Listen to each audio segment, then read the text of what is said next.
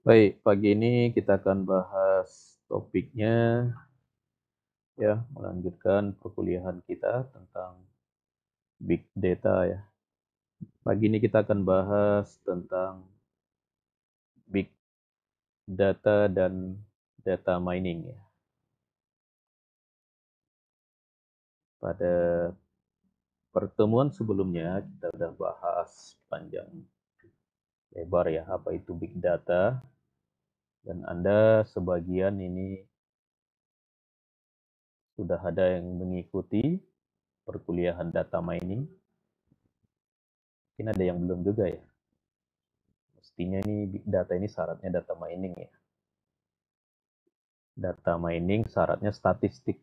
Nah, begitu. Jadi sebenarnya urutannya Anda belajar statistik, belajar data mining, kemudian baru belajar big data ya.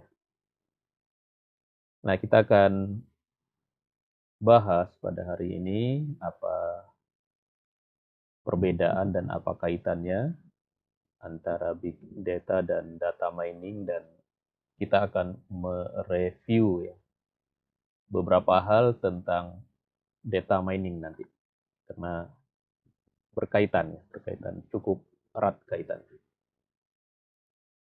Oke, yang pertama ya big data dengan data mining ya. Ya, data mining.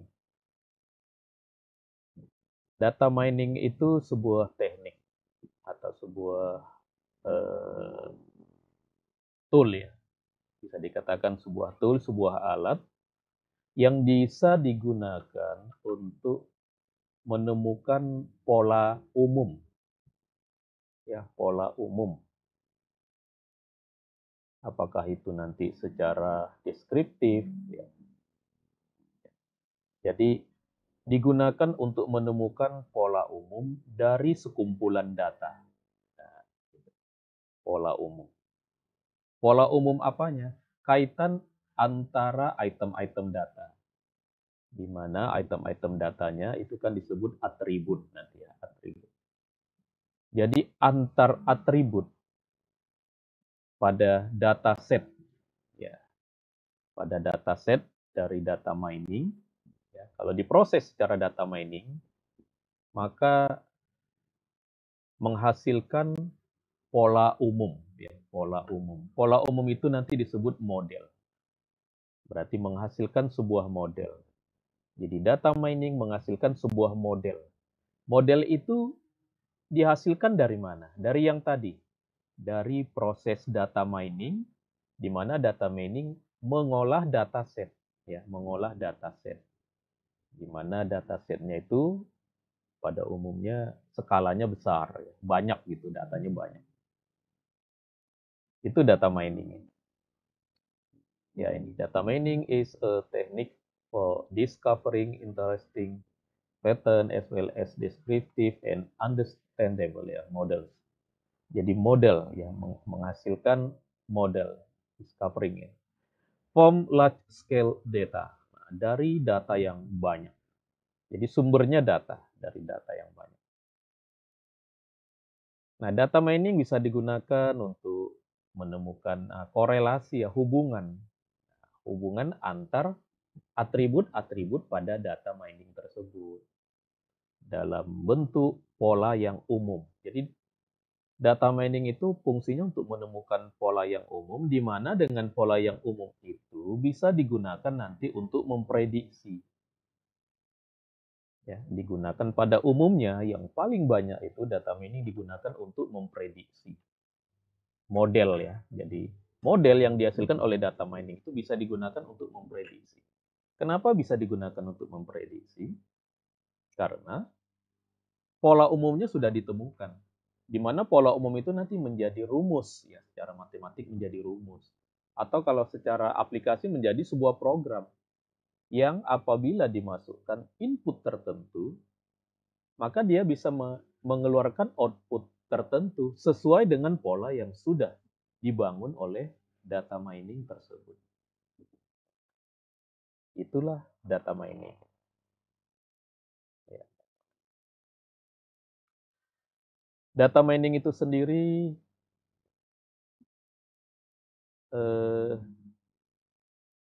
punya tool juga ya. Data mining itu punya teknik-teknik juga. Di mana teknik-teknik data mining itu yang pertama diilhami ya, inspirasinya yang pertama dari statistik. Ya, dari statistik. Jadi kalau mau belajar data mining itu ya harus paham statistik. Harus paham statistik.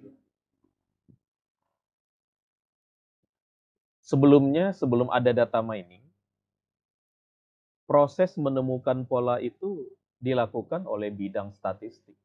Ya. Tetapi karena pekerjaannya makin lama makin besar, data juga makin lama makin besar, maka muncullah satu bidang khusus yang disebut dengan data mining ini. Di samping data mining tidak hanya mengandalkan statistik nanti, data mining juga mengandalkan AI, Artificial Intelligence. Nah, AI yang digunakan pada data mining itu terutama metode machine learning-nya. Ya, biasa disingkat dengan ML, metode machine learning. Jadi pada artificial intelligence ya, bahasa Indonesianya kan ini kecerdasan buatan ya, atau intelijensi buatan. Ada satu metode namanya machine learning. Nah, machine learning itu sendiri berasal dari artificial neural network ya, dari jaringan saraf. Jadi ada artificial intelligence, di dalam artificial intelligence ada sebuah algoritma namanya jaringan saraf tiruan atau bahasa Inggrisnya artificial neural network. Nah, di sana ada machine learning.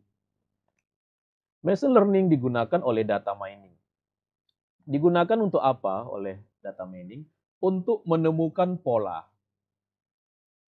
Untuk menemukan pola yang bersifat umum tadi dari sekumpulan data yang diolahnya. Ya. Jadi sekumpulan data itu oleh data mining bisa diolah secara statistik, bisa diolah secara machine learning. Nah, sekarang setelah machine learning ini ada lagi metode yang lebih modern ya, yang disebut dengan deep learning. Deep learning adalah kelanjutan, next dari machine learning. Jadi metode machine learning ini diperbaiki menjadi lebih bagus. Nah, itu disebut dengan deep learning. Jadi memang kata kuncinya di sini learning ya. Kalau Anda membaca kembali tentang artificial intelligence, yaitu suatu bidang yang mensimulasikan cara manusia berpikir ke dalam software komputer. Nah, salah satu yang disimulasikan itulah cara manusia belajar, ya, learning. Learning. Metodenya itu sendiri didasari dari jaringan saraf tiruan, di mana jaringan saraf tiruan itu dibangun ya berdasarkan elemen-elemen yang ada di dalam otak manusia secara fisik. Jadi otak manusia secara biologi dipelajari, ada ininya, ada ininya, ada ini. Nah, itu dibuatkan dalam bentuk software. Softwarenya namanya artificial neural network ya, atau namanya neural network. Nah, neural network ini disebut dengan machine learning, mesin yang bisa belajar. Belajar dari apa? Dari data. Belajar dari data. Data dibelajari sehingga menghasilkan sebuah pola ya, patterns ya, sebuah pola yang umum yang disebut dengan model. Model inilah yang digunakan untuk memecahkan masalah. Memecahkan masalah artinya kalau diberi input, dia akan menghasilkan output. Outputnya bisa prediksi ya, paling umum itu memprediksi. Bisa digunakan untuk memprediksi. Bisa digunakan untuk dengan keakuratan yang semakin baik. Jadi data mining itu memang keluarannya itu sebenarnya adalah prediksi, ya, seperti statistik. Statistik itu kan sebenarnya kan untuk digunakan pada umumnya untuk memprediksi, memperkirakan, ya, melakukan estimasi. Nah, kemampuan itu saat ini semakin dikembangkan oleh teknologi data mining. Kenapa? Karena data mining dibantu oleh AI, oleh artificial intelligence. Itulah data mining. Data mining. Sekarang termasuk bidang yang sangat populer ya, data mining. Di atas data mining ada satu terminologi lagi ya, yang sering disebut data science. Biasa disingkat DS ya. Jadi data science itu nanti salah satunya metodenya adalah dengan data mining. Metodenya yang lain apa? Statistik. Jadi di data science itu digabung ada statistik, ada data mining, ada artificial intelligence. Nah, dan ada nanti tentu metode-metode lain di dalam data mining, matematik ya. Oke, itu data mining ya. Nah, sumber data dari data mining pada umumnya dari database. Kalau database berarti aplikasinya apa? D, B, M, S. Data mining itu pada umumnya sumber datanya dari database. Data yang diolah oleh data mining umumnya bersifat tabular, ya, tabular, berbentuk tabel, berbentuk tabular.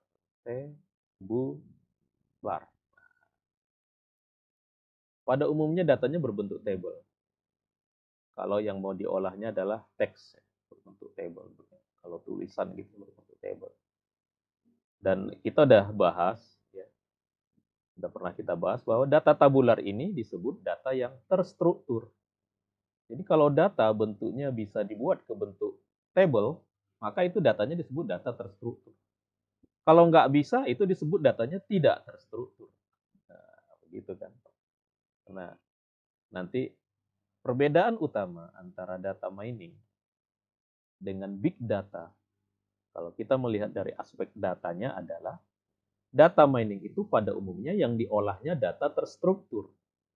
Sedangkan big data umumnya yang diolahnya itu data yang tidak terstruktur.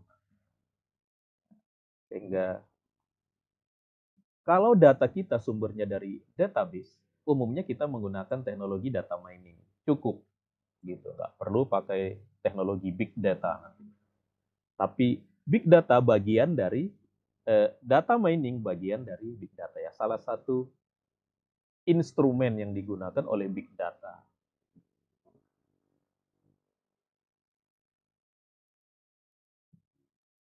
Ya, pada data mining outputnya sering dibutuhkan oleh kalangan pimpinan tingkat atas ya, manajer, manajemen tingkat atas gitu yang tentu saja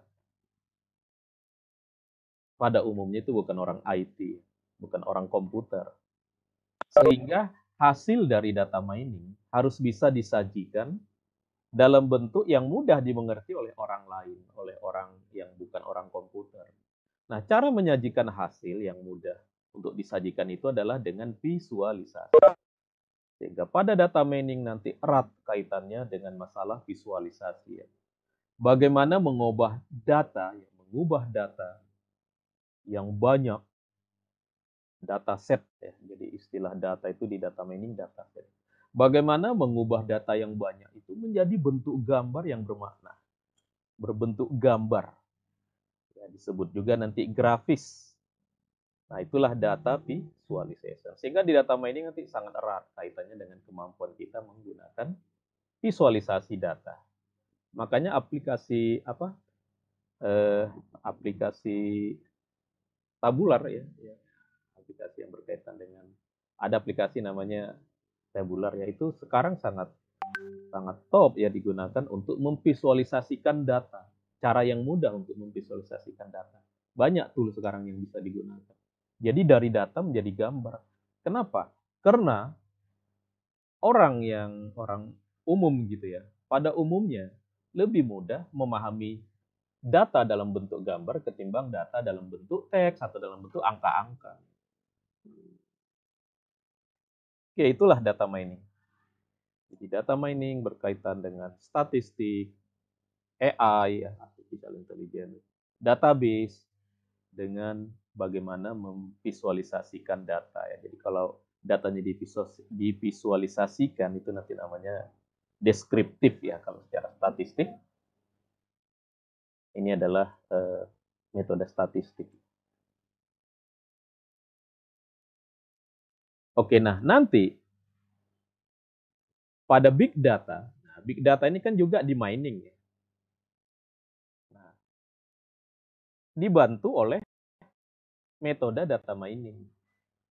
Jadi kalau kita mau menganalisa big data, kalau tidak tahu data mining ya nggak bisa ya. Karena big data dengan data mining itu tujuannya sama, untuk mendapatkan pola umum dari data ya, pola umum, general patterns ya, pola umum dari data. Cuma data mining itu datanya tidak sebesar big data. Nah, big data itu salah satu cirinya itu ini kemarin, volume ya, volume big karena datanya sangat besar ya nanti big data itu. Bedanya dengan data mining. Kemudian dari segi variety datanya itu eh, tidak terstruktur. Pada umumnya tidak terstruktur. Pada big data ya, pada umumnya ya. Sedangkan pada data mining umumnya yang diolahnya data yang terstruktur. Walaupun kedua-duanya bisa saja mengolah data terstruktur dengan tidak terstruktur. Tapi pada umumnya data mining itu mengolah data yang terstruktur, big data mengolah data yang tidak terstruktur nanti. Jadi langkah untuk mempelajari big data harus paham dulu data mining. Nah, begitu ya. Nah, dalam big data nanti ya, pengolahan dalam big data itu ini istilahnya nanti big data analysis. Ya, toolnya menggunakan data mining salah satunya. Termasuk big data nanti menggunakan statistik, menggunakan AI juga ya nanti. Oke, itulah data mining dengan big data.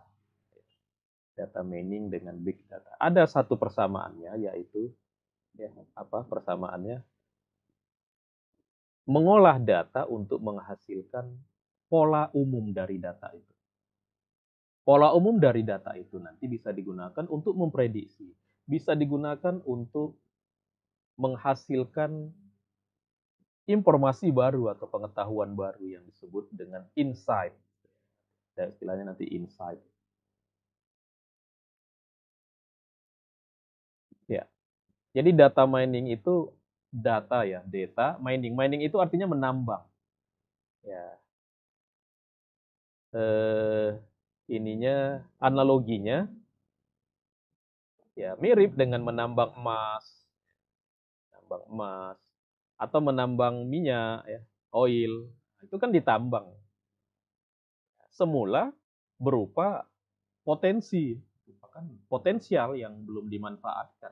Kalau tidak ditambang, tidak bermanfaat. Ya kayak emas lah itu. Emas kalau tidak ditambang kayak gunungan atau kayak tumpukan tanah biasa. Harus ditambang supaya menjadi emas sehingga menjadi lebih bernilai. Kan itu guna menambang. Minyak juga sama. Minyak kalau tidak ditambang seperti lumpur. Nah, setelah ditambang, diolah barulah jadi berbagai macam bahan bakar ya. Itu proses penambangan di minyak. Dan prosesnya itu tidak sederhana ya. Menambang emas itu prosesnya nggak sederhana. Oh, digali, dipisah dia dengan unsur-unsur lain ya sama ya dengan minyak kan juga begitu ya oil ya. Juga. Nah, maka sekarang ada istilah menambang data. Nah, ada istilah menambang data. Ya, mirip dengan menambang emas dan menambang minyak tadi.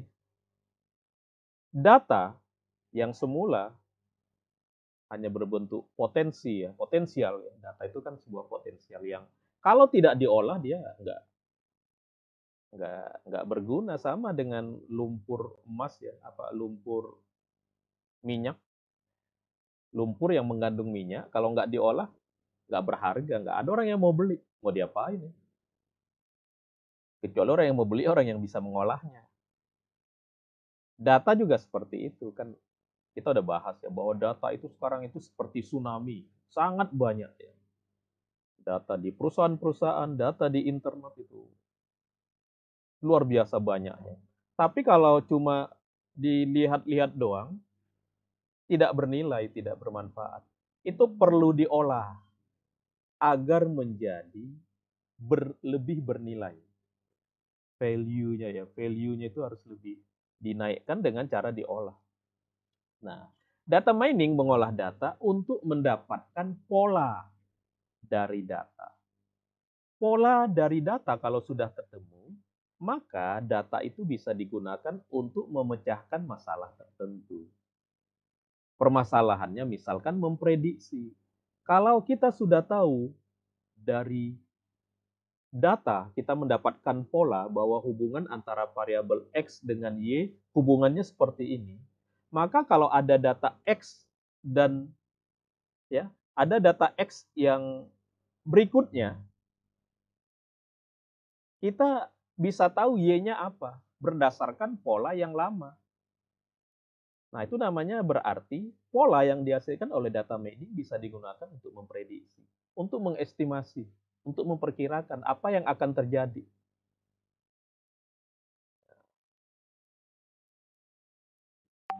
Apakah memprediksi itu sesuatu yang penting?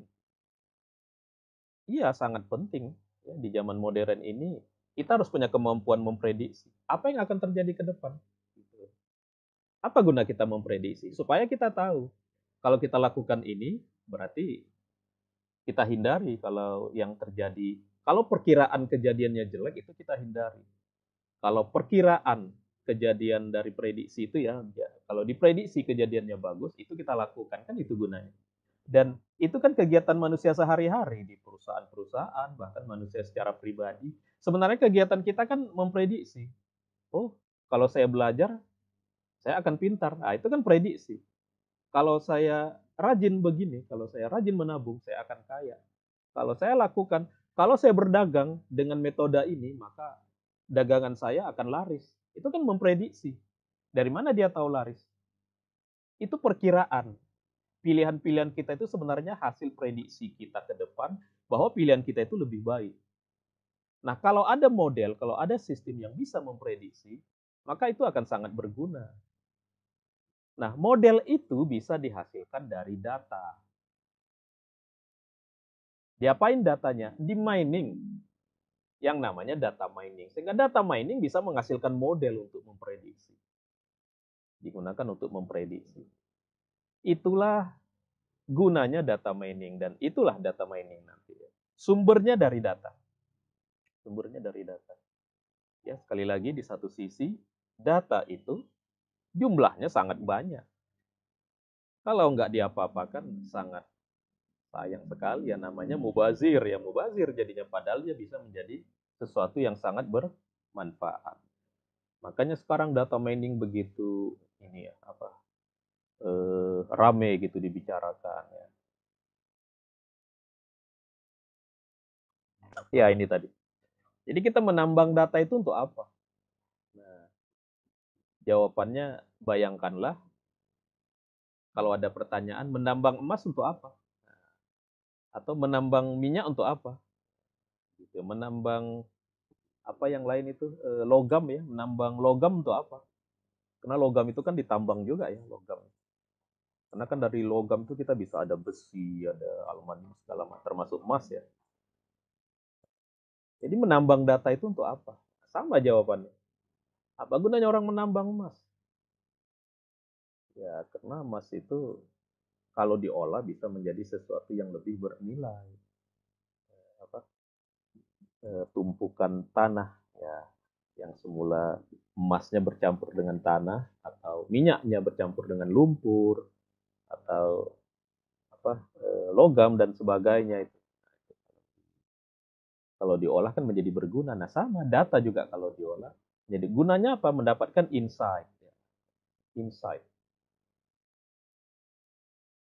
Apa itu insight?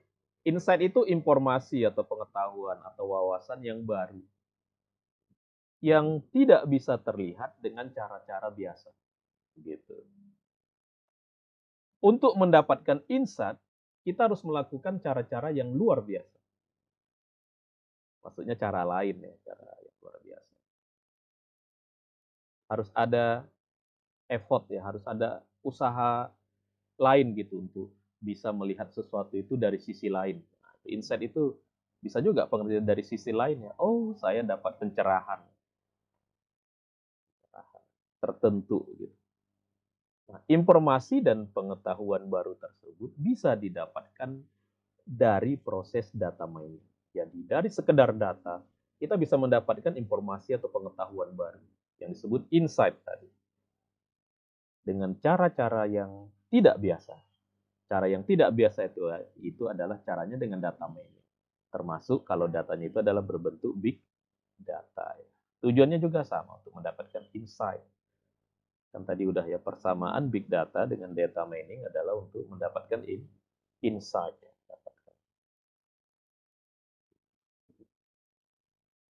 Oke, yang tujuannya tentu menjadi ini ya, value ya, nilai.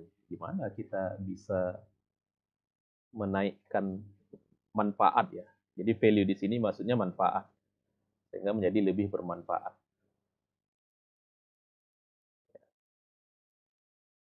Jadi data mining dan big data ini ya.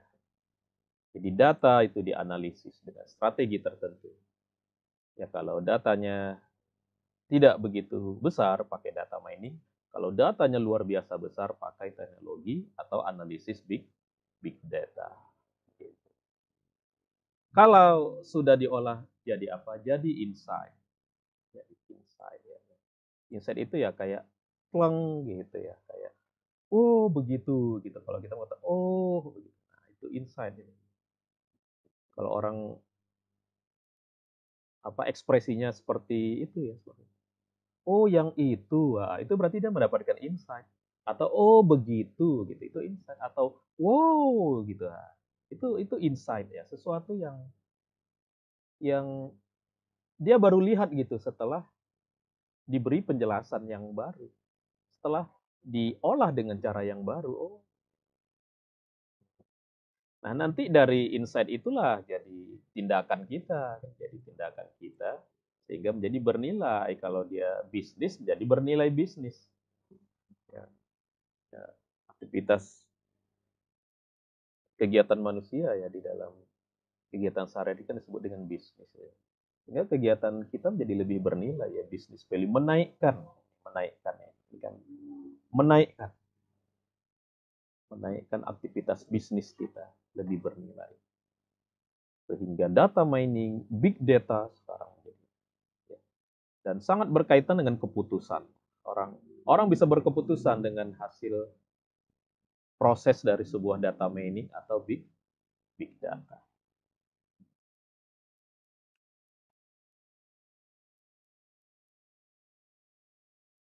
Oke. Gimana caranya? Proses data mining itu gimana sih melakukannya? Caranya gimana sih gitu? Data mining itu kita ngapain sih?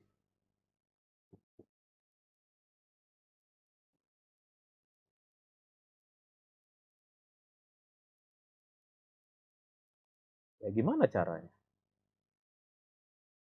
Data mining itu kita ngapain? Ada banyak metode atau langkah-langkah di dalam melakukan proses data mining. Tapi metode yang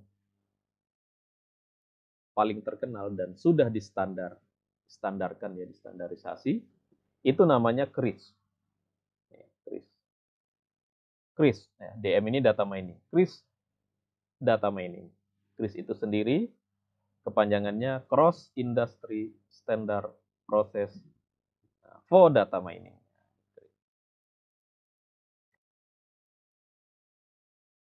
Ya. Jadi kenapa dibuat sebuah metode yang ini distandarkan? Karena berbagai dunia industri membuat langkah-langkah data mining sendiri. Jadi perusahaan-perusahaan besar itu mereka sangat tertarik membuat tool data mining. Perusahaan besar itu kayak Microsoft, ya gitu ya, eh, termasuk Google ya, Amazon. Jadi perusahaan-perusahaan besar itu mereka eh, merancang gitu. Proses data mining itu bagaimana gitu. Nah, oleh karena berbagai perusahaan itu membuat metodenya berbeda-beda ya. Ada yang lakukan ini dulu, ada yang lakukan ini dulu, ada yang begini gitu. Maka dibuatlah satu standar secara akademis. Jadi orang-orang akademis membuat satu standar. Udah kita nggak berdasarkan perusahaan tertentu ya, tidak berdasarkan vendor tertentu gitu. Nah, maka sepakat pakai langkah-langkah yang disebut dengan CRIS DM. CRIS. Ada 6 langkah. Ini langkah pertama, langkah kedua, langkah ketiga, langkah keempat, langkah kelima, langkah keenam. Jadi ada 6 langkah. 6 langkah. Sini juga 6 ya. Ini penjelasannya ya. 1, 2, 3, 4, 5, 6. Nah, kalau di dalam perancangan software, perancangan software atau perancangan sistem, ini seperti apa? SDLC-nya. SDLC-nya dari data mining itu adalah CRIS. SDLC apa? SDLC apa ya? Pak, saya mau dengar dulu suaranya. SDLC apa? Ya, satu orang. SDLC apa? S-nya apa? Masa SDLC aja Google dulu ya? S-nya apa? Sistem, Pak. Sistem ya. Sistem atau software? D-nya apa? D. Development. Development. L-nya? Life. Life. S-nya? L-nya life. C-nya? C-nya cycle. Cycle.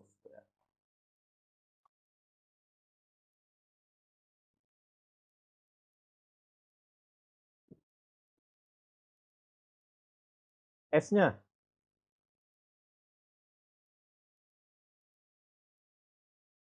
S-nya apa?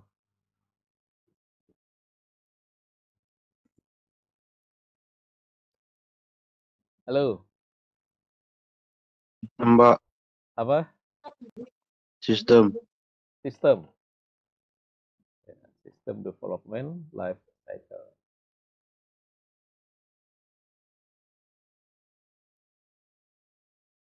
Ini di mana ya? Ini ya.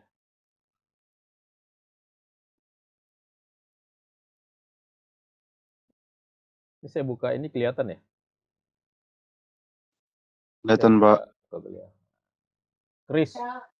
Chris DM. S-nya software, masa Pak? Iya, makanya eh, saya buka dulu ini ya Google. Nah, ini Chris DM. Gini ya. Ini sangat terkenal ini. Kalau ada ketik aja Chris DM banyak banget penjelasannya. Di Wikipedia juga udah ada ya. Cross Industry Standard Process for Data Mining. Apa tadi yang tadi apa tadi? SDLC. Ini SDLC kan bidang Anda ya. Apa ini apa namanya? Iya, orang-orang sistem informasi ya ininya ya SDLC kan. Apanya? SDLC. Iya. Atau mau di mana ya? Mau di Wikipedia ya carinya ya. Ini Wikipedia ini.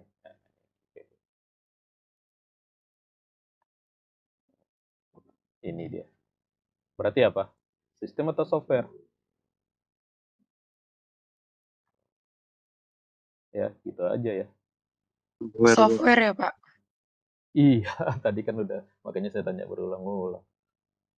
Emang belum kuliah ini, kuliah apa nih namanya? Analisa sistem informasi kan sudah ya ini, kan udah semester atas ya. SDLC itu sendiri kan ada banyak ya, ada waterfall itu metode-metodenya kan. Apa lagi? Ayo, ada waterfall, apalagi metode SDLC. Pilihannya kan banyak. Apalagi, apalagi.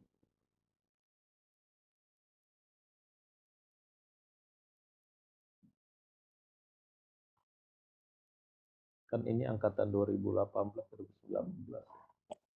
Ada Big Bang itu apa? Pak, Big ada Bang. prototype, Prototype, ada RAD.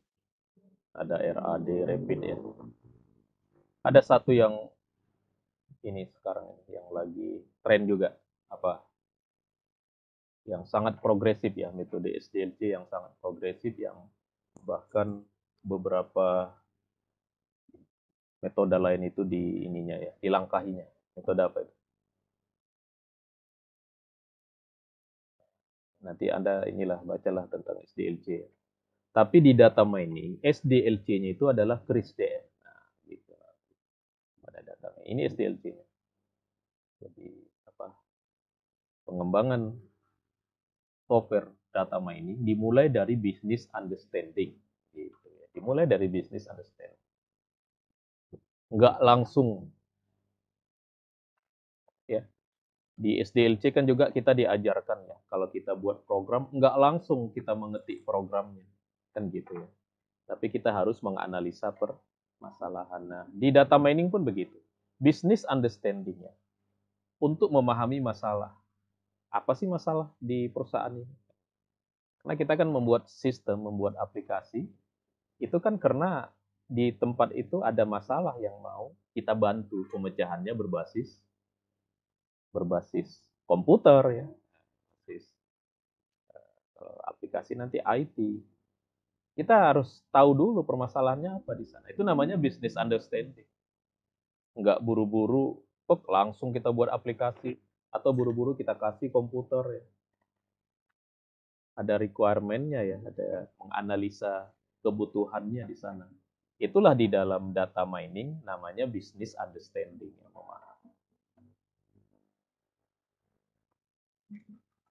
Nah, yang pertama, memahami permasalahan.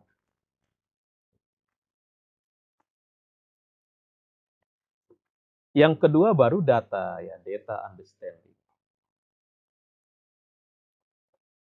Setelah kita tahu bahwa di sana ada masalah di perusahaan atau di satu tempat ada masalah, kita langsung cek di tempat itu punya data apa. Nah, gitu. Kenapa kok data? Karena solusi kita mau berbasis data ya, data driven. Digerakkan oleh data.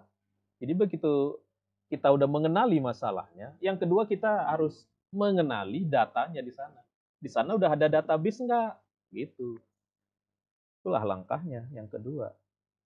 Yang di dalam SDLC secara umum kan nggak ada ya. Itu perbedaannya antara SDLC dengan TRISDM. Kita langsung mengejar data. Ada data nggak di sana? Ada nggak datanya? Data tentu dalam hal ini adalah data yang sudah berbentuk IT, berbentuk file. Ada nggak datanya? Kalau nggak ada datanya, ya berarti kita solusinya tidak berbasis data mining, pakai solusi yang lain, gitu. Jadi data mining itu ya mau nggak mau ya kita harus ngecek dulu ada nggak data di sana. Kalau ada datanya gimana cara ngambilnya? Nah, itu jadi pertanyaan-pertanyaan tentang data ditanyakan di langkah yang nomor 2 ini. Datanya pakai apa di sana? Pakai MySQL atau pakai Postgre?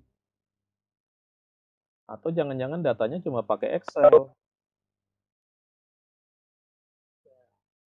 Tapi datanya itu harus sudah ada dalam kurun waktu tertentu.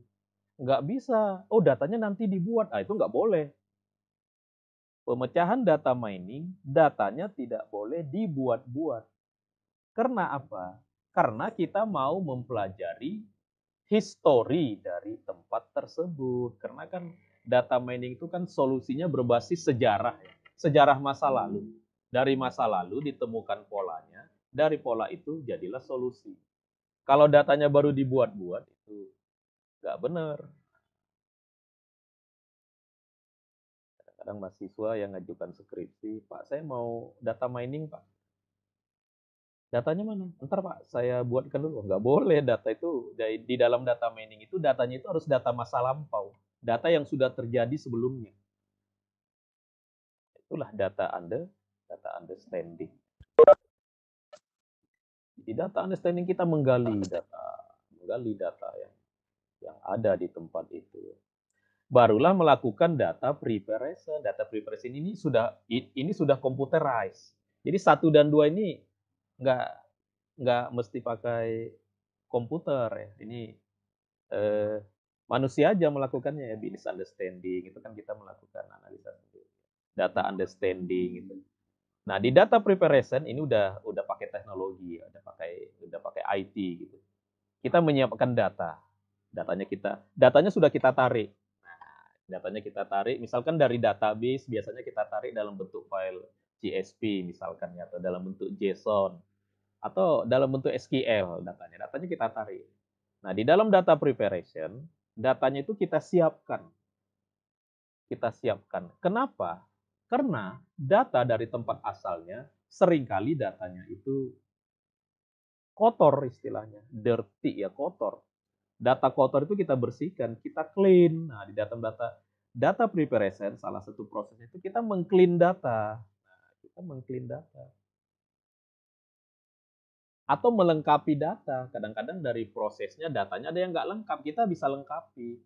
Atau datanya tidak seimbang, atau datanya skalanya berbeda, ranknya berbeda. Nah, itu kita bisa lakukan normalisasi, atau kita melakukan rescale tadi. Nah, itu namanya prosesnya data preparation pada data mining.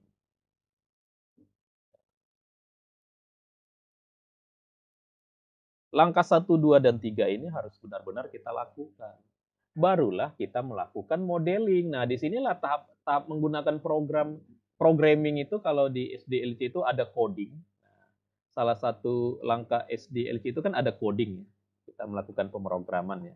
Nah, di dalam data mining, coding itu terjadi di sini. Nah, di modeling ini, di sini kita melakukan. Kalau ini masih belum pemrograman.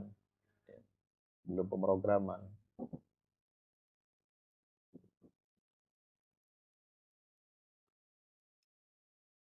Ya, di modeling inilah kita data miningnya mau pakai algoritma mana gitu. Kan algoritma data mining itu apakah regresi atau klasifikasi atau cluster nanti ya gitu ya. Kalau regresi mau pakai apa ya? Mau apa? Kalau regresi itu apakah regresi linier, apakah tunggal atau regresi ganda gitu ya. Atau mau pakai ARIMA modelnya, nah, macam-macam tuh. Kalau klasifikasi mau pakai apa? Apakah mau pakai KNN, mau pakai apa lagi ya, support vector machine ya, mau pakai naive Bayes, mau pakai decision tree dan sebagainya. Itu kan yang udah belajar data mining ya. Kalau cluster mau pakai apa? Mungkin mau pakai Kemin, mau pakai berbagai model yang lain ya, banyak ininya modelnya, atau mau melakukan asosiasi misalnya dan seterusnya. Itu modeling nanti. Modeling itu hasilnya model yang tadi itu ya. Model itu apa? Yang tadi model itu adalah general pattern, pola umum dari data. Keluarannya model ya, menghasilkan proses modeling itu outputnya model. Model itu apa? Model itu adalah pola umum yang ditemukan dari data. Ini dari kan ini masih data aja nih yang 1 2 3 ya. Ditemukanlah pola umumnya. Namanya model. Nah, sebelum digunakan di dalam data mining, model itu wajib dites dulu. Nah, ini tahap testingnya. Iya, dievaluasi dulu.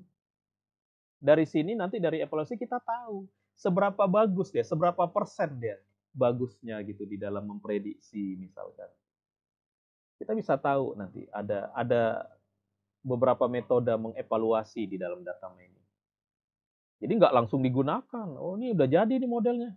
Ini langsung digunakan. Enggak, ini kan deploy ini langsung digunakan. Jangan digunakan dulu, diinikan dulu, diapain, dievaluasi dulu. Oh ini modelnya baru 60% akurasinya. Baru 60% akurasinya. Kalau akurasinya baru 60%, harus diulang lagi. Makanya di sini dari sini bisa ngulang kita, diulang lagi. Ya, mungkin ulangnya ke sini, mungkin ulangnya ke sini gitu, diulang lagi prosesnya. Atau mungkin yang diulang ininya parameter-parameter di modelnya, mungkin di proses modelingnya gitu. Ya sampai ukuran kita, ya maunya kita itu model yang bagus itu berapa. Ya ada yang mau 80% dia udah puas. Oh sudah akurat ini 80%. Oke, udah. Ada yang harus 90%, bahkan sekarang ini ada yang menginginkan akurasi itu 99%. Wah, kalau 90% dia bisa membangun model. Nah, modelnya itu sangat meyakinkan digunakan oleh user di dalam memprediksi. Makanya sekarang aplikasi-aplikasi misalkan ya memprediksi sidik jari. Sebenarnya kan aplikasi mengenal sidik jari itu kan memprediksi. Aplikasi untuk memprediksi wajah. Apakah ini wajah dia atau tidak. Itu kan aplikasi memprediksi. Itu sekarang akurasinya bisa 99%. Makanya orang percaya bisa digunakan untuk membuka ruang tertentu pakai sidik jari atau absen presensi bisa dengan wajah. Sebenarnya itu memprediksi. Oh ini benar wajah kamu. Cuma hasil prediksinya sekarang udah di atas 90%. Kenapa? Dari mana tahu? Dari evaluasi ini. Evaluasi. Nah kalau sudah evaluasinya sudah bagus gitu, sudah sesuai lah dengan target orangnya mengembangkan, baru dideploy. Dideploy ini baru dijadikan aplikasi. Apakah aplikasinya mau web atau mau aplikasi apa sekarang mobile atau cuma aplikasi desktop, itu namanya deployment. Jadi di sini walaupun udah komputer ini belum jadi aplikasi, masih prototype. Nah, itu tadi yang itu prototype. Sampai modeling ini menghasilkan prototype model ya, atau aplikasi yang berbentuk prototype. Belum bisa digunakan oleh user karena perlu dikaji dulu, dievaluasi dulu. Nah, itulah proses data mining. Jadi kalau ada yang nanya, gimana itu caranya data mining? Ya prosesnya ini yang 6 langkah ini. Business understanding, data understanding, data preparation, modeling, evaluation, dan deployment. Itulah data mining. Ini kita mereview ya. Ini saya sebenarnya mereview pengetahuan Anda tentang data mining karena berkaitan sama big data nanti. Itulah proses data mining. Ada yang sudah hafal? Business understanding, data understanding, data preparation, modeling, evaluation, dan deployment. Ini kalau kita udah pernah melakukannya itu nanti hafal. Kalau sudah pernah melakukannya.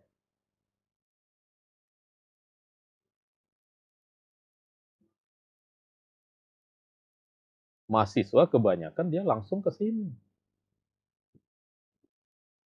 Belum tentu datanya itu bagus ya. Datanya itu harus siap dulu. Ya, kalau Anda lagi buat skripsi kan.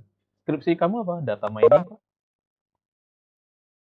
Udah dilakukan nggak langkah business understanding? Benar nggak perusahaan itu butuh data mining? Benar nggak perusahaan itu punya masalah? Itu business understanding. Oh benar ya. Benar nggak perusahaan itu ada datanya? Nah, ini langkah kedua kan. Oh datanya saya belum tahu Pak ada atau nggak. Oh jangan, kamu observasi dulu ke sana. Oh datanya ada Pak, tapi cuma ini. Oh berarti nggak bisa kalau datanya kurang. Jadi bisa jadi datanya kurang. Benar di perusahaan itu ada masalah, tapi datanya untuk memecahkan masalah itu kurang lengkap. Nah, nggak bisa, berarti balik lagi nggak bisa. Artinya gimana? Ya berarti pemecahannya nggak pakai data mining, pakai cara lain ya buat aplikasi yang lain, yang bukan data mining.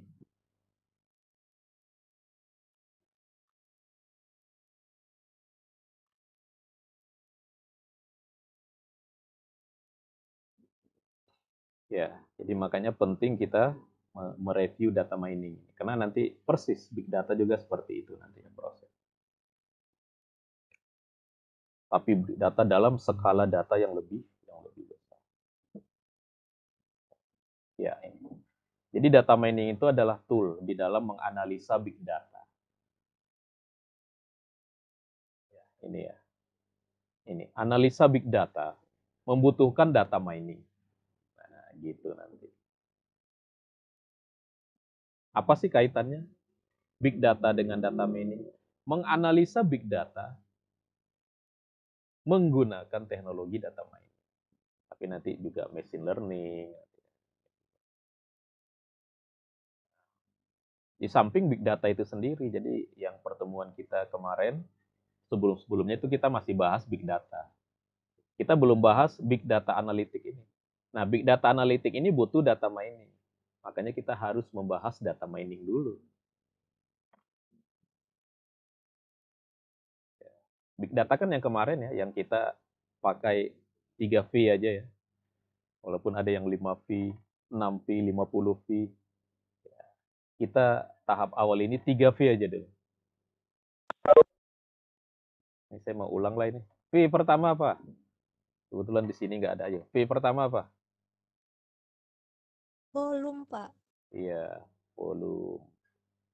Ini baru 3 ya. Kalau saya tanya 6 nanti. V kedua.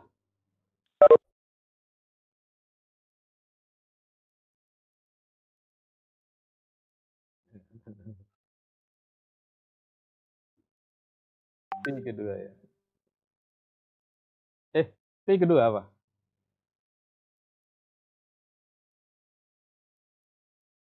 Waduh. Yeti bukan, Pak?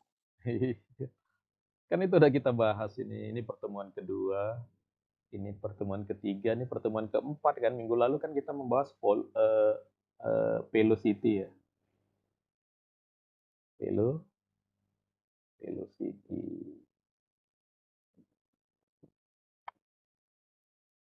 Ini kalau Anda sekarang ini ya, di zaman Anda ini kan enak banget ya.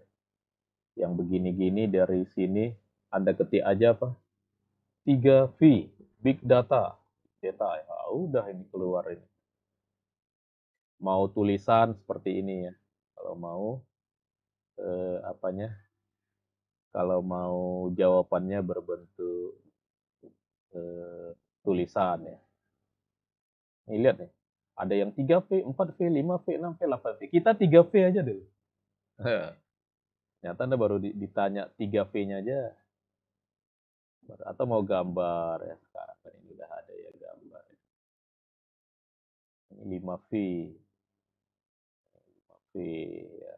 Kalau 5V ini, kalau 3V ini 3V. Dan kita baru 3V aja dulu karakteristik. Itu karakteristik data ya ini. Jadi karakteristik data itu dari mana tadi mulainya? Volume, variety, velocity. Kalau 3V. Boleh nggak lebih Pak? Boleh, karena sekarang big data makin ini ya, makin apa? Oh ini ada yang 5V. 5V itu apa tambahannya ya? Value sama veracity. Kemarin bahkan apa? Ada yang sampai 50-an V-nya. 50 V ya. Oke. Itu big data. Big data di sini ya, big data. Nah, kita mulai minggu ini udah masuk ke big data analitik. Menganalisa big data. Nah, salah satu teknologinya pakai data mining. Nah, samping nanti machine learning. Samping ini secara umum ya, data analisis ini paling terkenalkan statistik ya. Menganalisa data itu paling itu ya pakai statistik. Jadi big data ini memang ilmunya apanya? sangat berkaitan ya. Tentu nanti kita buat program ya, dalam bentuk program atau software, tool software tertentu ya.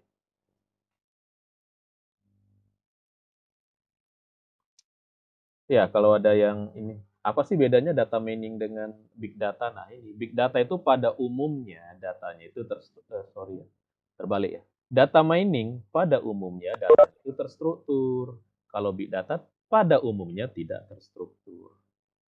Walaupun nanti dengan data mining ada juga kita mengolah data yang tidak terstruktur. Tapi pada umumnya big data itu datanya tidak terstruktur. Kenapa tidak terstruktur? Karena datanya bisa dalam bentuk kayak aplikasi web atau dari perangkat IoT ya, IoT ya,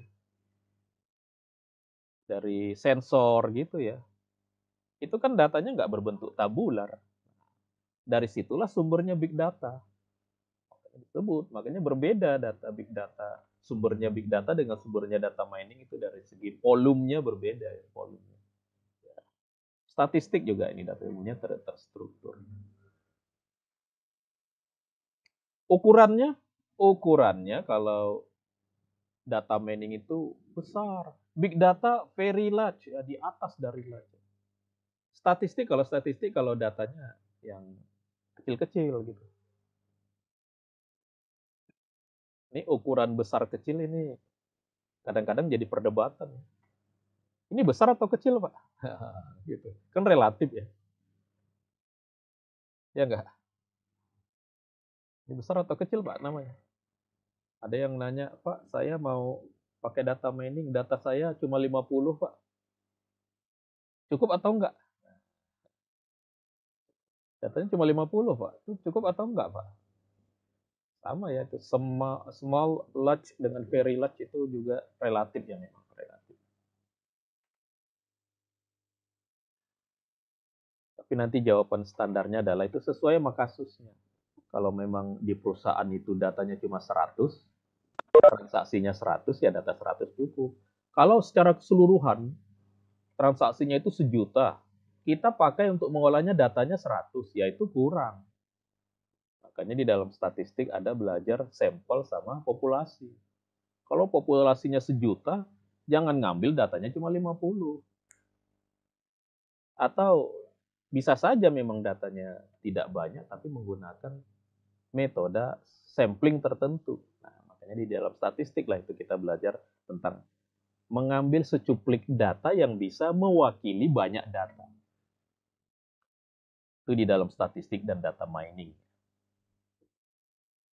Tapi dalam big data itu diharapkan kita bisa mengolah data yang besar itu, paling nanti kita reduksi namanya ya. Kita reduksi datanya menjadi data yang kecil tadi, very large ya.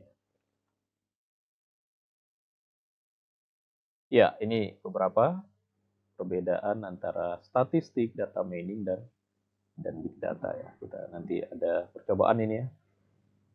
Oke, kita lanjut dulu. Nah, sekarang data mining dengan Python. Nah, ini apa ini Python? Kok tiba-tiba muncul ular ini?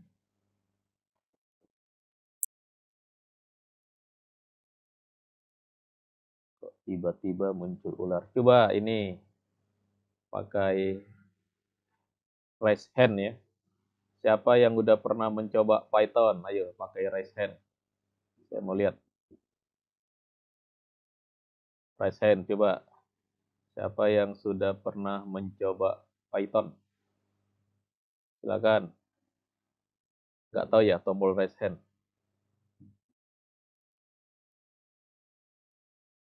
Tombol raise hand itu di mana? Di more ya.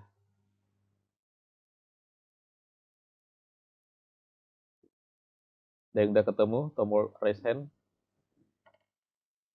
Kalau di ini di mana? Kalau di Zoom?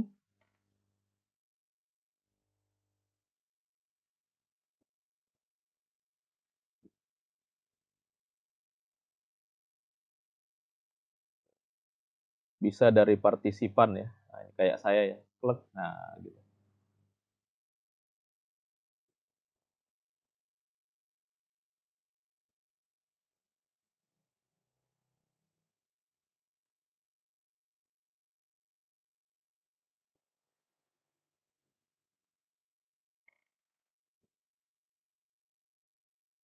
Baru 3 orang.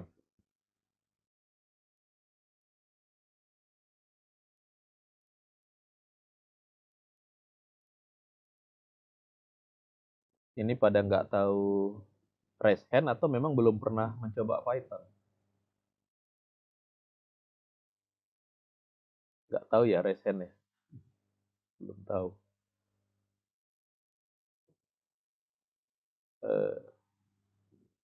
Ada perbedaan ya di Webex ya. Ya oke. Oke lah. Jadi kurang dari 50% ya. Ya. Python itu apa? Python itu bahasa pemrograman. Ya, programming language. Salah satu bahasa pemrograman. Ya. The most common implementation of this programming language is that in C. Nah, jadi Python itu dibuat pakai bahasa C.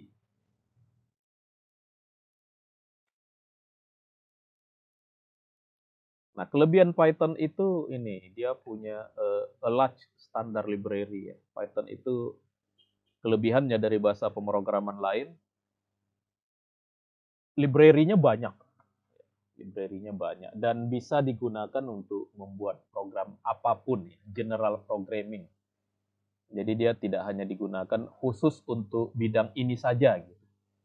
Tapi Python itu bersifat umum ya. Bersifat umum dia. Dia nggak kayak nggak kayak R. R itu hanya untuk pengolahan data science ya, statistik, data mining gitu kalau R ya.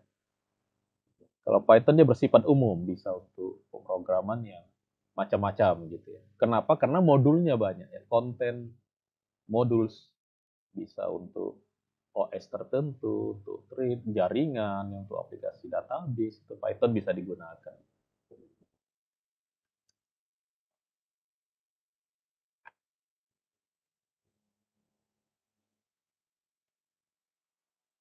Ya.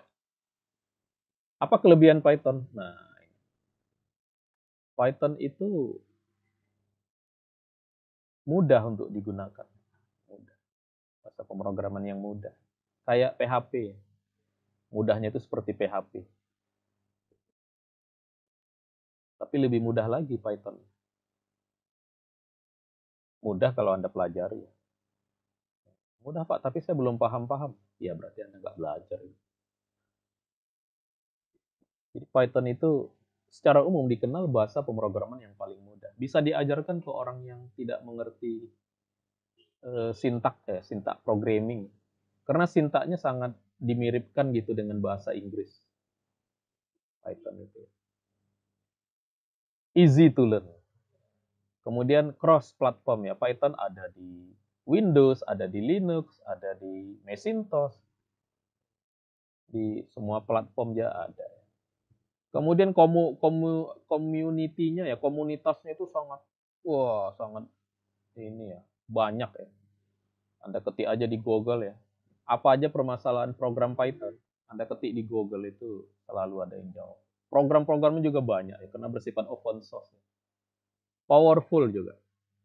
Dan tentu dia ini ya, karena sifatnya dia open source.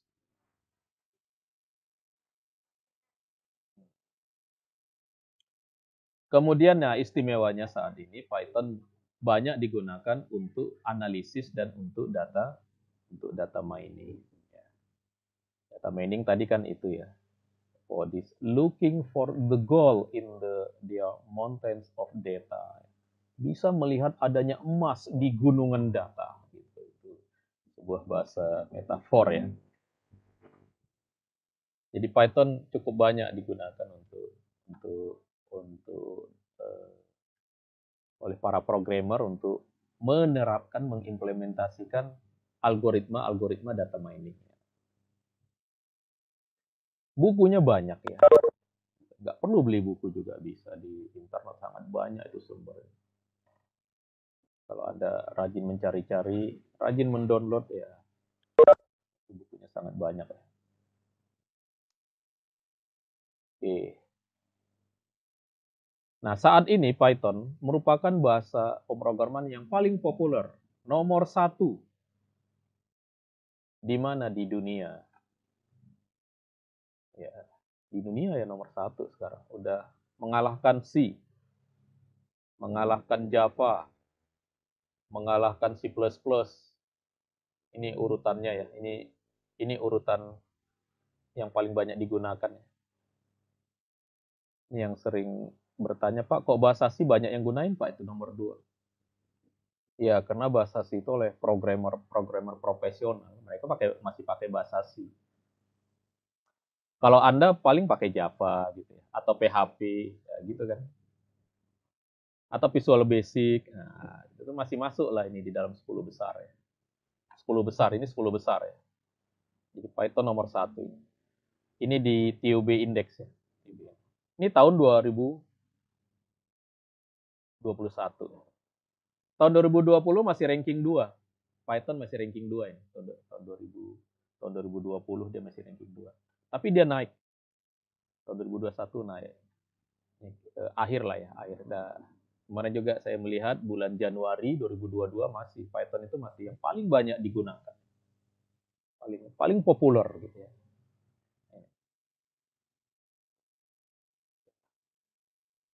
Kenapa Python sedemikian populer? Why is Python so popular? Kenapa? Kenapa dia begitu populer? Python itu kok top banget sih Pak? Ini populer gitu. Ini dia jawabannya. Great way to learn how to code. Karena memang bahasa kodenya itu mudah gitu untuk dipelajari. It read almost like, ya dia sangat mirip dengan bahasa Inggris nanti. Dan memiliki fitur-fitur yang kita bisa menuliskan hal-hal yang rumit jadi sederhana gitu. Sesuatu yang diproses yang semestinya codingnya panjang dengan Python bisa jadi sedikit gitu. Tapi ini di satu sisi oleh beberapa programmer yang sudah biasa pakai bahasa C, biasa pakai Java, kadang-kadang ini jadi membuat dia bingung, lah kok bisa ya? Nah begitu. Ya di samping Python tentu memiliki beberapa kelemahan. Kelemahan Python itu misalkan dia untuk mobile programming masih kalah jauh dengan Java. Jadi kalau Anda mau buat program Android, untuk saat ini masih lebih bagus pakai Java. Kemudian programnya cenderung lambat ya, dikerjakan lebih lambat karena dia butuh memori yang besar. Ya. Apalagi Python ini bekerja dia interpreter ya, dia tidak bersifat compiler. Gitu ya. Kemudian masalah runtime errornya juga ya. Kalau kita ini kan jadi ada beberapa kelemahan juga lah di Python. Tapi sangat diminati oleh banyak orang saat ini. Ya, kalau menurut saya kenapa sangat banyak orang yang berminat? Karena library-nya sangat banyak. Sangat banyak dan gratis open source. Sehingga di banyak perkuliahan orang sekarang banyak beralih jadi pakai Python. Kuliah statistik pakai Python. Kuliah data mining pakai Python. Kuliah matematika ya kalkulus pakai Python. Kuliah XML programming, network programming itu semua dialihkan ke Python yang dulunya menggunakan bahasa pemrograman lain. Kenapa? Karena library-nya ada. Ya ada. Library-nya ada dan gratis. Kita bisa ambil, kita bisa cari pakai Google. Kalau Anda punya GitHub, Anda cari di GitHub. Ya, begitu ya, di Kaggle dan sebagainya.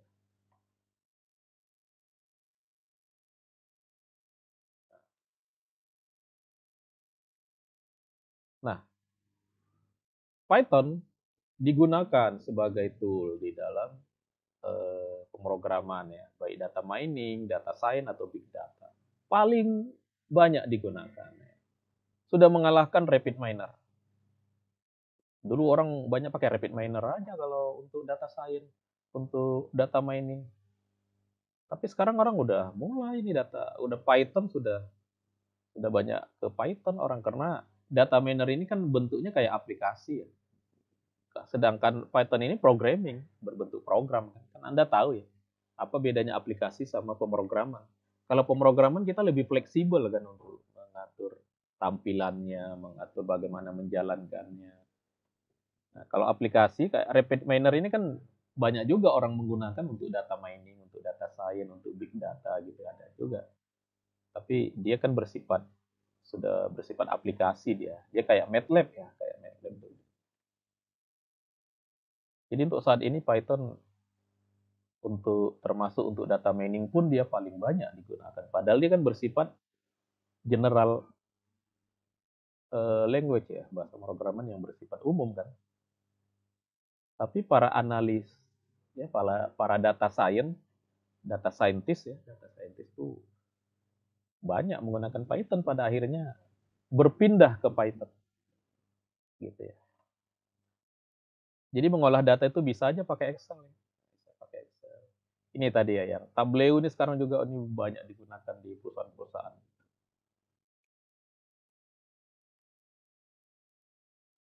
Nah, kemudian nanti ya untuk beberapa pertemuan Python yang kita gunakan, kita nanti pakai Jupyter.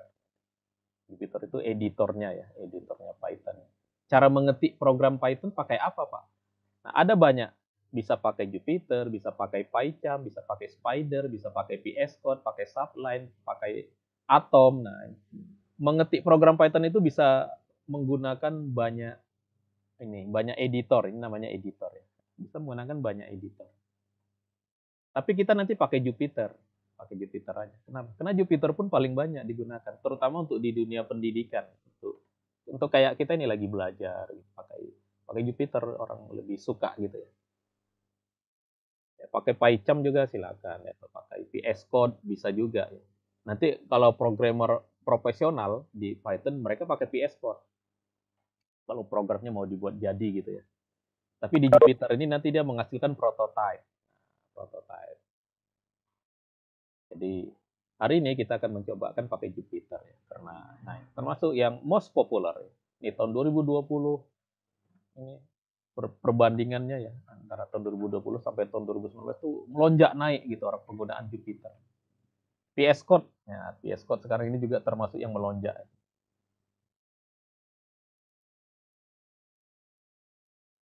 Nah, cuma sekarang memang orang bisa menjalankan Jupyter pakai VS Code. Gitu. Ini VS Code ini termasuk yang menarik juga ya. Jadi dari VS Code orang makanya ada perubahan gitu. Orang jadi beralih pakai VS Code. Anda juga sekarang ya. Kalau Anda nggak tahu VS Code itu nanti Anda bekerja gitu diketawain.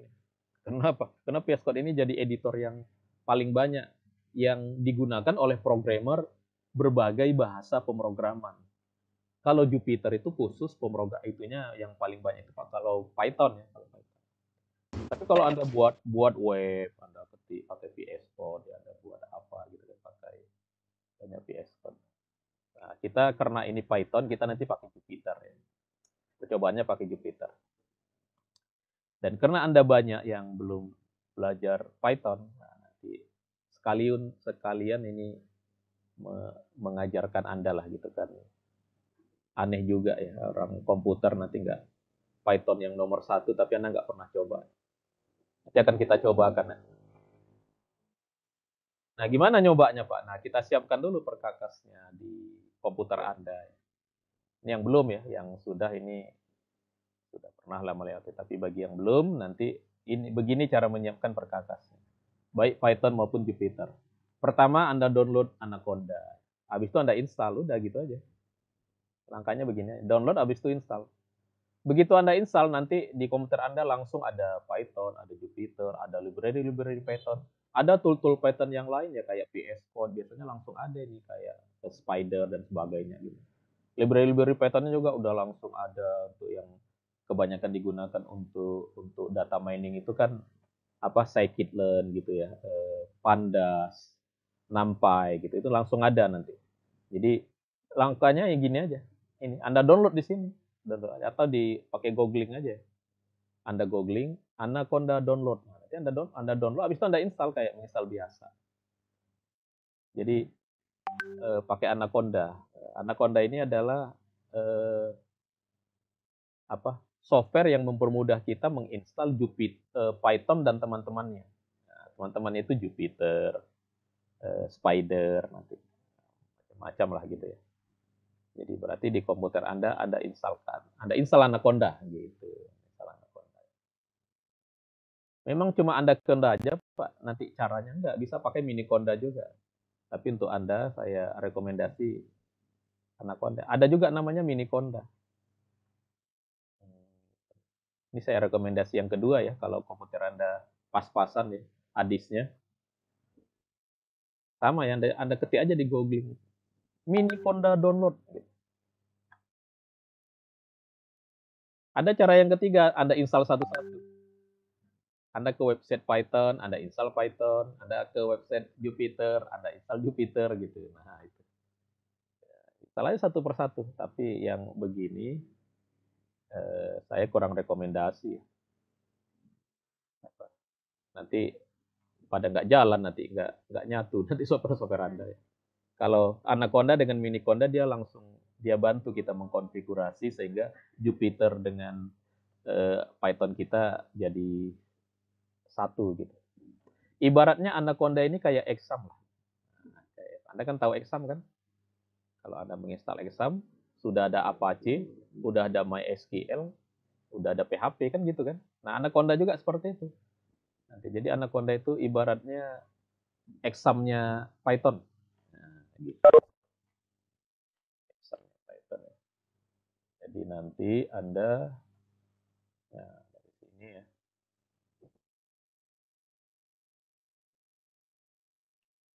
Ya, Anda dari sini ketik aja Anaconda download. Nah, Anaconda download, enter. Nah, ini langsung nih yang paling atas nih. Anaconda distribution.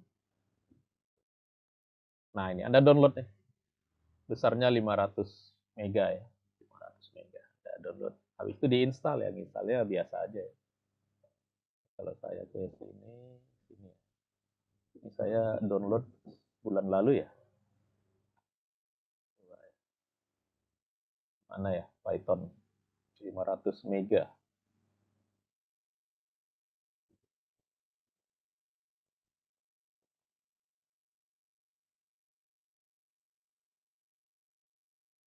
Anaconda ya.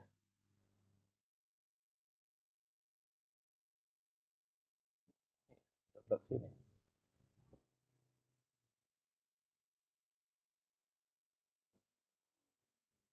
Adobe, ya nanti Anda download aja lah. Download Anacondanya sekitar 500-an mega ya.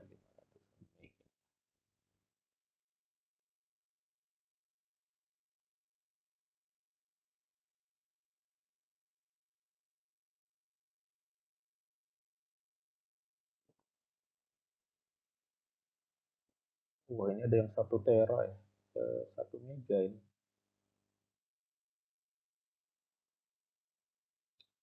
Lupa saya mau letakkannya apa di sini ya.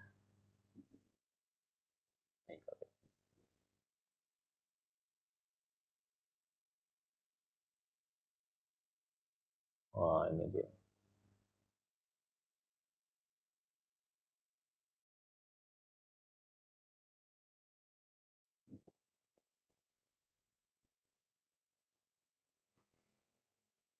Oh, ini. Jadi saya pernah mendownload 2 giga ini. 2 giga, 1 giga ya. Saya hasil downloadnya. Jadi kalau Anaconda 500 mega masih inilah. Iya, ini kan 500 mega nanti ya. Yang Anda download, habis itu Anda install. Ini kenapa dia 64 bit? Karena komputer saya 64 bit. Ya. Tergantung nanti dia akan menyesuaikan. Yang Windows tentunya, kalau Anda pakai Windows ya. Ini karena saya pakai Windows, yang dimunculkannya yang Windows ya. Kalau Anda Linux, nanti Linux. Kalau Anda pakai apa, Macintosh nanti. Atau bisa dipilih manual, itu juga bisa. Oke, kan udah gitu ya. Sudah Anda download. Nanti ini Anaconda. Nah, setelah Anda download nanti, nah itu jadi tugas hasil Anda mendownload, Anda mencobakan program Anda. Mencobakan program yang nanti saya berikan nanti. Jadi setelah Anda download, nah, nanti ya sudah ya. Jadi nanti setelah Anda download, ini yang belum pernah ya, yang sudah pernah berarti dia udah tugasnya udah selesai itu. Karena setiap kuliah yang pakai Python ini harus memasuki tahap ini dulu ya. Jadi nanti setelah Anda download dan Anda install, cara memulainya. Nah, ini cara memulainya begini ya. Ini saya praktekkan aja. Jadi cara memulainya Anda ke searching ya. Ke ini saya pakai Windows 10, Anda ke searching, Anda ketik Anaconda. Ketik Anaconda. Kan tadi yang diinstal kan Anaconda ya. Nah, ini kalau salah ketik dia nggak muncul ini. Anaconda. Nah, gitu. Jadi Anaconda itu ada prom, ada yang navigator. Ini kan ada Anaconda prom, ada Anaconda navigator. Anda bisa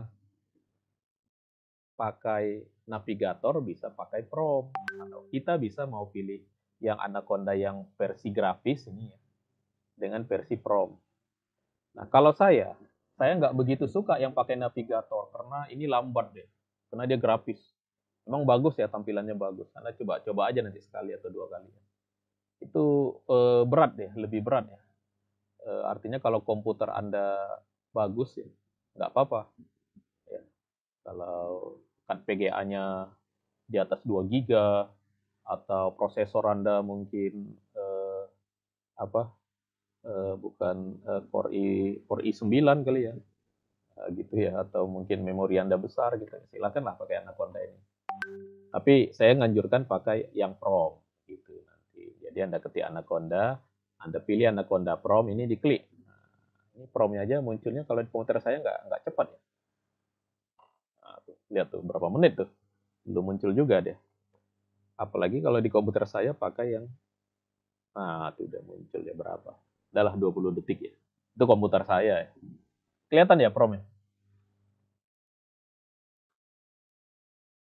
Halo, kelihatan promnya? Kelihatan, Mbak. Kelihatan ya. Nah, nanti dari prom ini Anda alihkan atau Anda berpindah ke direktori tempat Anda bekerja. Pakai perintah cd ya kan, ini kan Anda belajar command prompt ya, pakai perintah cd. Misalkan tempat saya kerja ini yang Python saya udah saya kumpulkan di sini. Saya salah. Di situ. cd nama direktorinya. Enter. Nah, dari sini. Ya, tergantunglah letak folder Anda di mana. Kalau saya ini di C ya. Karena nanti saya meletakkannya di sini. Di C nih, ini C. C ini proyek Python, program Python saya di sini. Anda nanti silahkan mau di mana Anda letakkan, tapi sebelumnya masuk ke promnya Anaconda, Anda pindah direktori. Ini saya udah pindah ke direktori ya, ke C proyek Python. Nah, dari sini Anda jalankan Jupyter Notebook. Nah, jalankan Jupyter Notebook. Nah, gitu, di enter. Ini juga menunggu waktunya agak lama.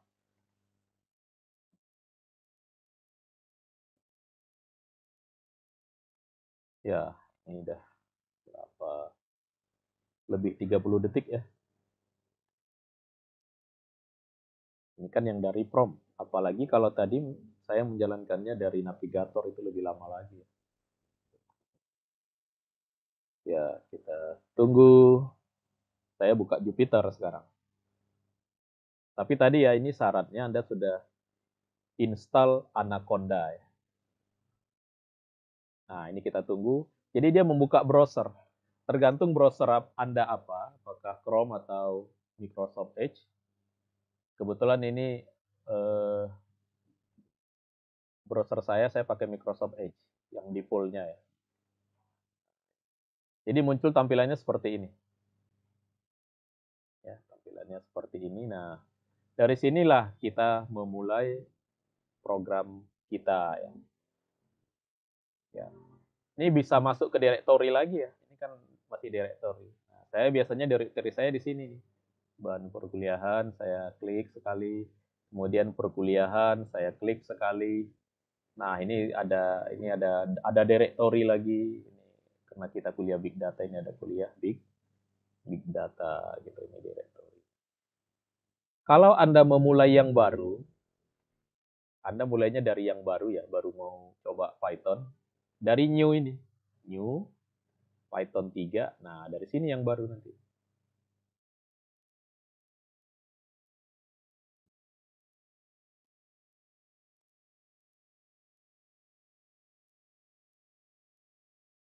Nah, inilah Jupyter file barunya, dokumen barunya gitu, dokumen baru Jupyter. Yang kita lakukan apa di sini? Yang pertama kita bisa ganti nama ini. Dari sini ganti namanya ya, misalnya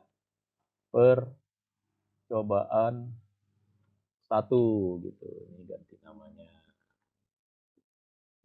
Kemudian kita nyoba-nyoba program bisa di sini. Program Python yang dasar itu kan print ya. Print percobaan 1 gitu. Ini tinggal di run aja.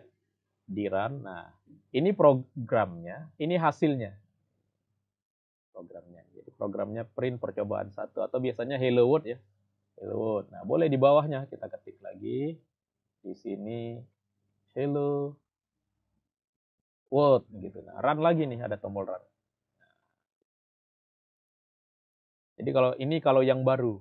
Jadi kalau yang baru tadi dari sini ya, dari ini kan udah ada tabnya nih, dari awal ini tadi.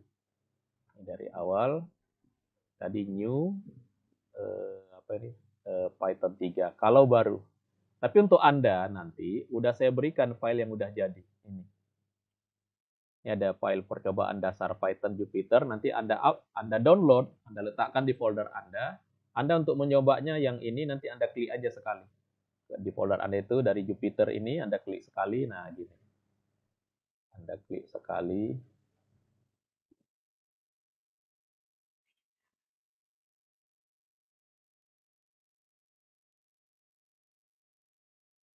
Ya. Ini juga komputer saya udah lambat ya. Nah, ini dia. Ini percobaan yang harus Anda lakukan ya. Nanti dimulai dari yang ini ya. Nah, ini. Jadi ini silakan Anda download, nanti ininya juga ya, Anda buka. Nah, ini percobaannya adalah mencobakan kemampuan dari Jupyter Python ya. Nanti ini silakan Anda cobakan ya, percobaan awal. Jadi caranya nanti begini ya, ini Anda baca. Nah, percobaan awalnya nah ini. Nanti silakan percobaan awal. Nah, ini nanti kosong ini. Nah, karena kosong Anda ketik tadi seperti tadi di sini. Print hello world. Nah, gitu. Kemudian Anda run. Nah, gitu. Ya, ini juga nanti kosong ini ya. Ini udah berisi karena jadi ini nanti kosong semua.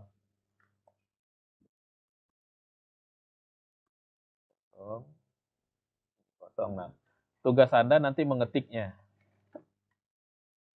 Ini kosong semua nanti ya. Anda ketik dan Anda lihat hasilnya. Gitu. Nah, sampai sini ini kosong semua.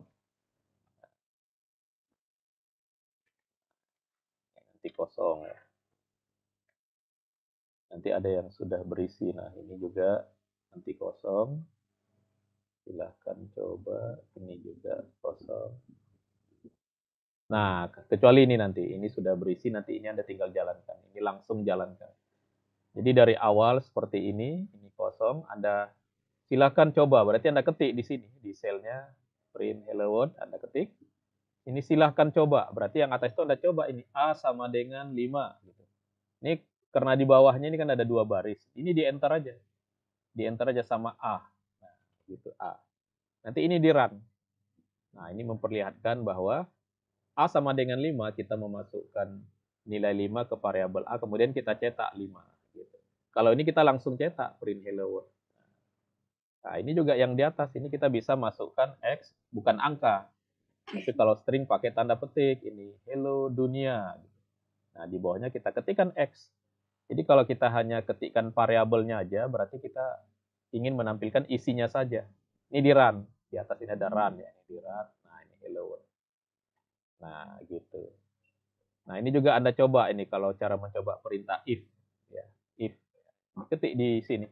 If 5 lebih besar dari 2. Nah, di Python pakai tanda titik 2 begini. Titik 2 di enter. Nah, ini dia agak masuk dari sini. Ini diketikkan print 5 lebih besar dari 2. Nah, gitu. Ini dijalankan aja di run. Nah, ini muncul kalimatnya. Dan seterusnya ini. Ini untuk percobaan if, ini untuk percobaan menggunakan for di Python ya. Ini percobaan menggunakan fungsi di Python ya, menggunakan fungsi di di Python. Kemudian ini percobaan membuat komentar. Nah, ini tentang variabel di Python. Ya, ada variabel string, integer, ada byte gitu ya. Nah, yang ini nanti juga ini Anda cobakan bagaimana penggunaan variabel, penggunaan operator ya. Nanti di Python itu ada menjumlahkan, mengurangkan, ada juga tanda ini ya, tanda-tanda operator assignment, ada operator pembanding. Jadi operatornya lengkap sama dengan bahasa pemrograman lain. Jadi di sini Anda mencobakan aja supaya memahami sintaknya Python sampai sini. Ini Anda memahami sintaknya Python dulu. Karena untuk perkuliahan kita yang berikutnya nanti. Nah, sedangkan yang ini tinggal Anda coba aja. Jadi di sini ada beberapa percobaan. Ini masih ini ya. Ini menggunakan paket ya, yang ada perintah importnya. Ini contohnya kita menggunakan namanya NumPy. NumPy ini salah satu library Python yang banyak digunakan. Ini Anda coba. Nah, baru ini tadi contoh bagaimana Python bisa digunakan untuk melakukan visualisasi. Ya, ini visualisasi. Ini demo aja ya. Ini demo, ini kalau dijalankan. Ini dia lagi jalan ya. Ini ada tanda pasirnya ya. Lagi jalan. Nah, ini. Jadi Python bisa digunakan untuk menggambar visualisasi seperti ini. Atau visualisasi seperti ini. Seperti ini, grafis. Ya, atau grafis, membandingkan ya. Atau bisa dalam bentuk namanya heat map ya. Nah, Python punya kemampuan menampilkan heat map.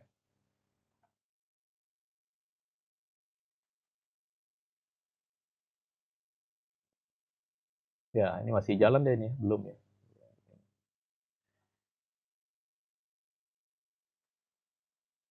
Ya, agak lama ini heat map. Ini heat map ya, menampilkan ini bulannya, ini nama kotanya, ini pada bulan ini apakah dia dingin atau panas gitu. Itu namanya heat map ya.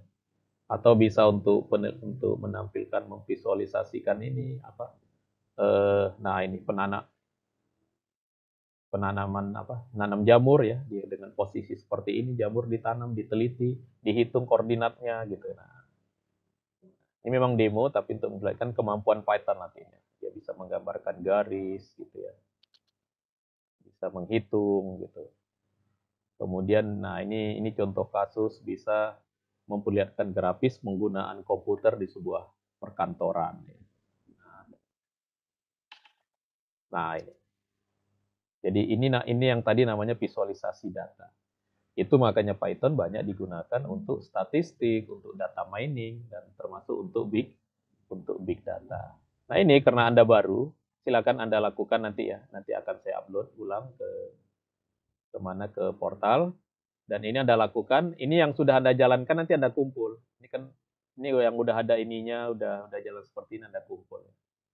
Yang sudah pernah dapat ini ya berarti udah tahu ya. Yang baru ini harus Anda lakukan dari awal ya, biar Anda punya pemahaman dasar tentang Python dasar yang sama ya dengan teman-temannya yang tadinya udah.